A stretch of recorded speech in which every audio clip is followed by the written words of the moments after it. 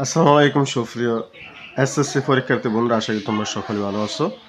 তোমাদের শর্ট সিলেবাসের অনুযায়ী ত্রিকোণমিতি অধ্যায়ের শর্ট সাজেশন তোমরা যেসব সৃজনশীলগুলি করবা, 1 নম্বর ময়মনসিংহ বোর্ড, রাজশাহী বোর্ডের 23-24, কুমিল্লা 24, চট্টগ্রাম 24, সিলেট 23-24 ও দিনাজপুর 2023 সালের প্রশ্ন। 1, 2, 3, 4, 5, 6 8টি প্রশ্ন। 8টি প্রশ্ন করলেই তোমাদের আসন্ন যে পরীক্ষা, সেই পরীক্ষা ইনশাল্লাহ কমন করতে পারবা। তবে শর্ত হচ্ছে, যদি তারা হুবহু বোর্ড প্রশ্ন করে তো অসুবিধা নেই, আর অন্যথায় হচ্ছে যে মানের পরিবর্তন থাকতে পারে।